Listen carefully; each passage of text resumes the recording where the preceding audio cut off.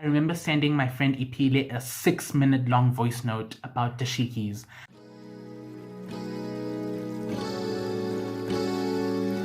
Hey guys, welcome back to my channel. My name is Zwa, and yeah, thank you so much for coming back, for joining me in what I would like to call season 2 of this YouTube channel. The reason why I call it season 2 is because last week, well, a few weeks ago really, I uploaded my 10th episode. You know, television series nowadays have this thing of being, you know, like 10 episodes long in a season. So I was like, okay, like, you know, we've done 10, and I felt like, yeah, I'd come so far. We had a bit of a rocky middle there in season 1. We started off nicely, not gonna lie, but the middle was like, ooh girl, what is this in terms of viewership? But then that Blood and Water episode really did that. It did that. Like, it was that girl. You know, we got renewed for season 2, so let us celebrate that. Yeah, thank you guys so much for, you know, coming back. You know, if this is your first time here, don't waste time, just subscribe on this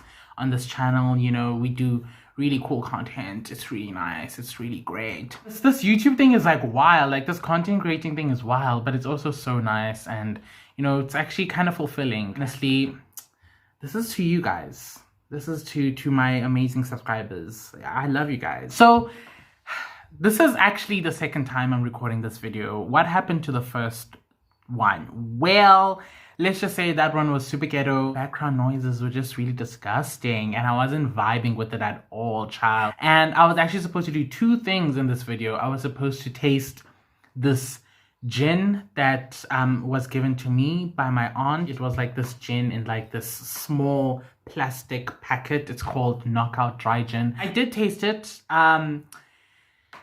It smelled very sweet. It tasted ridiculously bland, and it gave me a stomach cramp afterwards. I'm not really vibing with this. It's not rocking my boat, child. And I threw it out. I was like, no, it's not worth it. I don't want to have any stomach cramps. So wouldn't recommend. I don't know where you find these gins in plastic bags. I don't know where y'all find it, but don't do it. Just don't do it, girl. It's not worth it. It's not worth the stomach cramp. I thought I was gonna die. I thought I had like alcoholic liver disease. Child, it was the ghetto. So don't do it. So what I do have here is Oros and tonic water. It's surprisingly tasty. I think I might move to sparkling water and Oros, because that shit slaps. I actually need to tell my mom to get sparkling water. That shit slaps. Sparkling water and Oros. That is the girl. Have that instead of alcohol in plastic packets. So the second thing that I was going to do in this video was I was going to talk about my book. So if you don't know, I am currently writing a book series. Around late April, early May, I finished the first draft of my first book in what is hopefully going to be a 5-book series. I'm currently planning book 2. It has been slow going. It has been ridiculously slow going. Writing a book while depressed, guys. What a journey it's been. It's been great. Also, like, really getting to grips with, like, okay, I'm writing book 2 now. Where do I want to go with the story? But then I realized that I really need something to sort of hold me accountable if I really want to be serious with writing book 2 and carrying on with the series. So I've decided to sort of start a writing journal, writing vlog type of vibe on this channel. The more effort that I put, the more I hold myself accountable, the more content you're gonna see of me just talking about my books and shit. So that's what I'm gonna be doing today. I asked people on Twitter to send me questions about writing or about my writing journey on my books, and today I'm going to be answering some of those questions. Some of the questions I'm gonna like group them together because they're sort of similar in terms of the answer that I'm going to give. So let us do this. Question number 1. What is it about and what inspired me to write? Okay, so I always have a little bit of a problem, you know, telling people what the story is about, mainly because the premise is a fairly simple premise. It really is about a boy who finds out that he's the chosen one, and, you know, he has to save the world from an extremely powerful sorcerer who has, nefarious purposes for him. So I was like, okay, like it's a pretty simple premise, when you deliver it like that.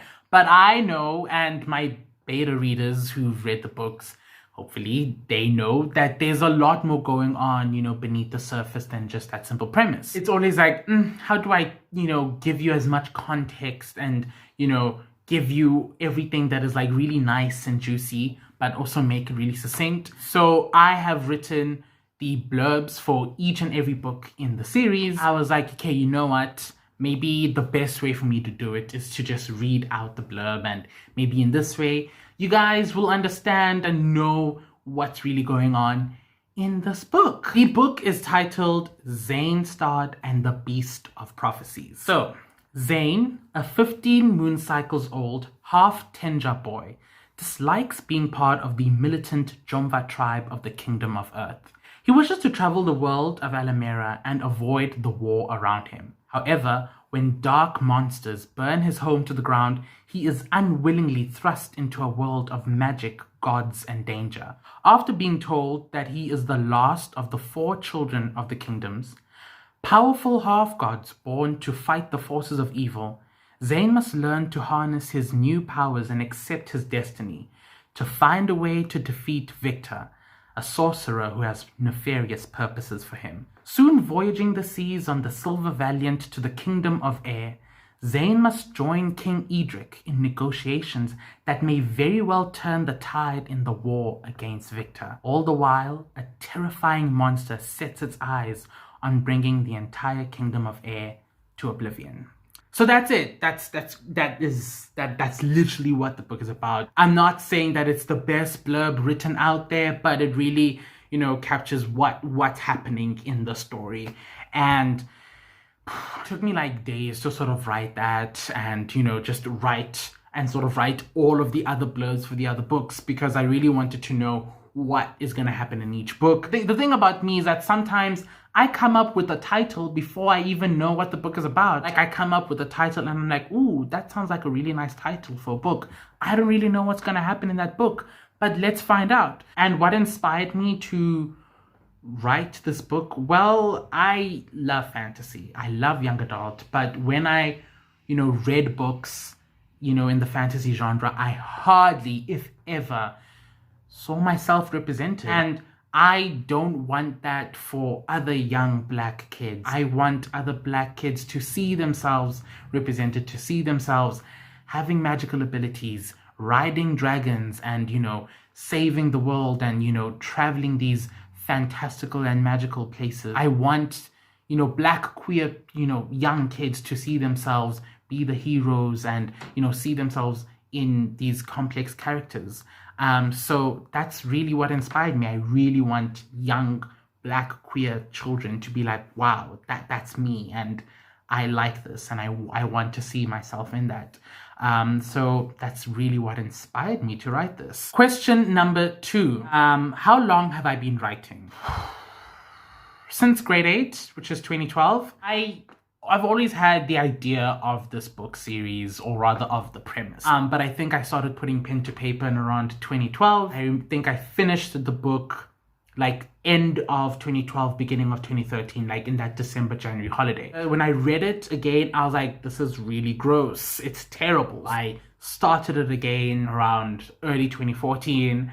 And then I got to like chapter 9 of the book, and I stopped and I was like, this is really bad. In 2017, which was my first year of university, that's when I was like, okay, I really need to be serious. And I really planned it out. And I mean, because I have written it like when I was in grade 12, the basic plot points were there, so I didn't have to do that much planning. Inception wise, it's been there since 2012, but like actually writing it has been like 3 years now, well, since 2017. Question number 3. This is a sort of combined question. How did I go about planning my book before working on it seriously? What prompts assisted me in planning my story? This is a problem that I think I'm experiencing now with planning for book 2. I want the characters to develop really nicely and really beautifully in this book. I really want the characters to grow and to develop in this book, but also the world is really being expanded upon. In this book, there are so many locations. Like, the characters are going to so many different places, and we're really expanding the world. And with that introduces a lot of like plot points that are interesting. It's hard because then it's like, okay, I need to have the character growths and the character development on point, but also the plot is really important because we are expanding the world. We are introducing, new aspects of these cultures that we were introduced in book one, and everything is just like growing and growing. So you need to sort of balance the two out. For me, those are the two important aspects. If I can balance out the characterization and the plot development, then I'm good. The thing with planning, representation is like really important. And I was like, okay, I really want to learn and, know more about all of these South African cultures, these South African tribes that, exist, that I'm basing them on. It's really difficult sometimes because you realize that there are limitations to representation in the sense that you can't always make things analogous to real life. And sometimes you realize that there's a point to how you're going to represent. There is like a limitation. I think for me, it's world building. So I need to, especially with book two, I'm realizing how much research and, learning that I still have to do, and characterization and the plot. I think if you can get those three things early on in the bag, then you kind of set, things like themes and motifs, they sort of will grow and expand as you developing those three aspects. Question number 4, what was the hardest part of the writing process? All of it. Writing a book is hard, and another thing that's really difficult for me is that I think I realized how much I was self-inserting into Zane. I'm scared that I'm still doing that now with book 2. I really need to sit down and ask myself, okay, Zane, let's talk. What is different, between us here? What are similarities? What are differences? Because I think a part of me has sort of put a little bit of myself in my characters. But I think with Anza is one character. She's my favorite character, and that's why I'm really excited to write from her perspective and flesh out her voice. I think with Anza, she really is sort of a combination of so many people, so many women in my life, and I'm really excited to bring to really flesh out Anza. But I think I sort of put a little bit of myself in all of my characters, so it's a thing of I need to sit down with all of these characters and be like, okay, girl, what, you are over there, I'm over here. What is the difference between the two of us? Because I can't be self-inserting here. That's a really hard thing about this writing process, is really distancing yourself from your characters but also feeling attached to them at the same time. And also the world building, like I said, learning and doing as much research as possible, because even though I have so many friends who I know will be very keen to help me out, I cannot count the amount of times that I've sent long ass voice notes to so many of my beta readers. I remember sending my friend Ipile a 6-minute long voice note about dashikis. It was 1:30 a.m. I was busy writing this scene. Main characters, they going to a ball. I was like, okay, I really want them to dress in this way. I really want them to dress like this. And I was like, okay, cool, dashikis, right? That's really nice. I would like to have that. Then I was like, wait, but dashikis are West Africa in terms of origin. So then I was Googling dashikis and I was like, okay, cool, West Africa. I was like, okay, cool. Does that mean that, such countries exist in my world? Then I was like, okay, I had an idea of sort of including them, but I was like, okay, but and then I sent Ipila a 6-minute long voice note and I was like, girl, I don't know what this character's gonna wear. I don't know. I need help.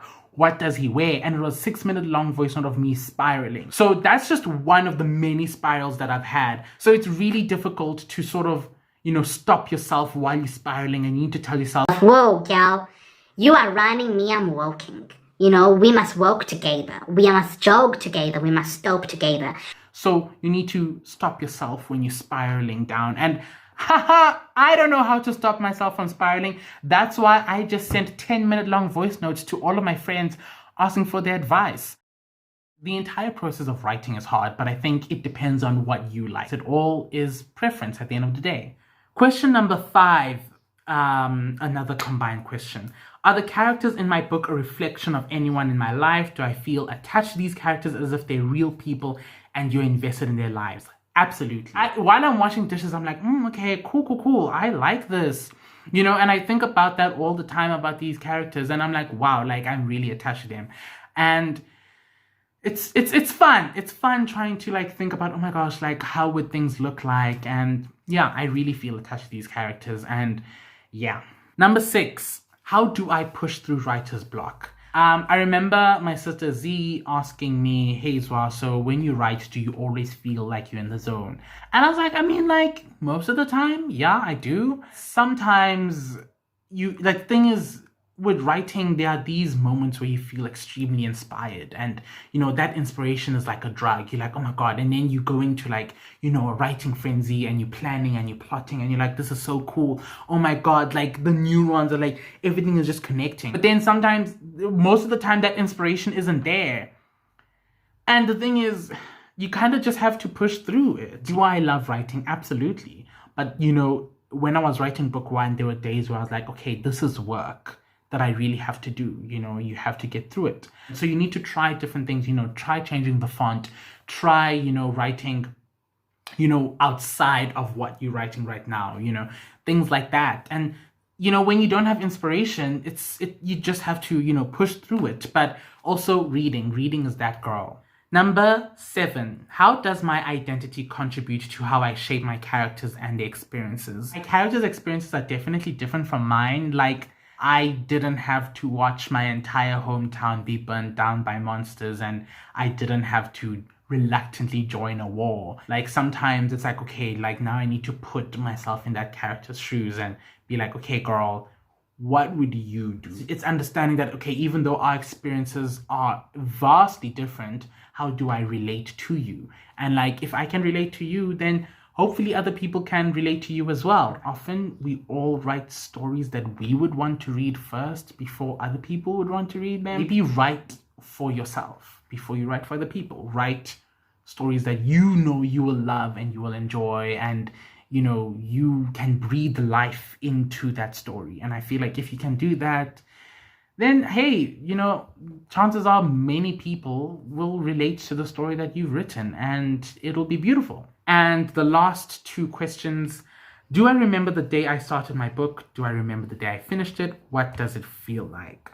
I think for me, I remember the day I started writing like the latest draft. I had read tons of articles about like the opening line and how this line has to be this lightning in a bottle. It needs to be like that bitch. And I spent days trying to figure out that line, and I was like, holy shit, like, oh my god, like this line is gonna like make it or break it for me. And I was like, oh my god, like what if I don't get the line right? And I was like really scared. Like I was like that actually, like I spent days trying to figure out that one line. And when I figured it out, I was like, I'm not gonna change it. Like, it's gonna stay like that. I don't care. And I think once I got that line down, things started to flow, and I was like, okay, cool, all right, I like this direction, I like it. And I think it just really flowed, and finishing it was strangely relieving, but also bittersweet. The reason being is that I had just written a very like heavy scene. Because it was like in the middle of a battle. Like the climax was like this battle sequence, this battle scene or chapter. And like I was excited. Like the minute I went into the 3rd act of my book, I was like, okay, we're nearing, the climax, we're nearing the battle. And I was so excited. I was like, okay, cool, let's go. To the point where I read that chapter and I'm like, girl, the spelling, the grammar in this, grammar went out of the window when I was writing that chapter. The thing is, I wrote the chapter and then there was like this heavy scene that I had to like write that was actually dreading. And then I had to like carry on from that scene. And then it got to a point where I was like, okay, like let me actually finish the book, because it was around about like 3 p.m. that I had written like the climax, and then there were like 2 chapters left. So I was like, let me just finish the book. And I finished it and I was like, and the thing is, like, I kind of felt really sad because of the heavy scene that I had written. I felt also relieved. I was like, it's done. Like, I finished this draft, and I can be so proud of the work that I've done. And I am so happy right now. And I mean, like, even though I'm not, like, publishing is not on the cards anytime soon at all, because I don't think I'd be in a position to be able to balance med school life and book writing. Like, as it is, I only wrote the book during my vac, and let's just not talk about how my academic year is going to progress from mid-August onwards. But I was so proud, and I'm still so proud of the work that I've done. And there will come a time where I'm going to publish this. Fingers crossed, it all goes really well.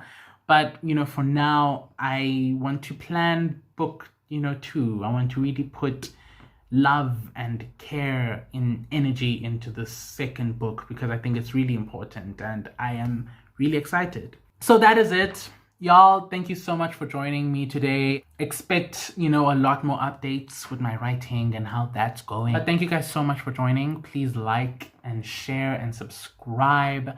Once again, thank you so much to my subscribers for an amazing first season. Y'all did that. Y'all did that. I will see you guys next time. Bye!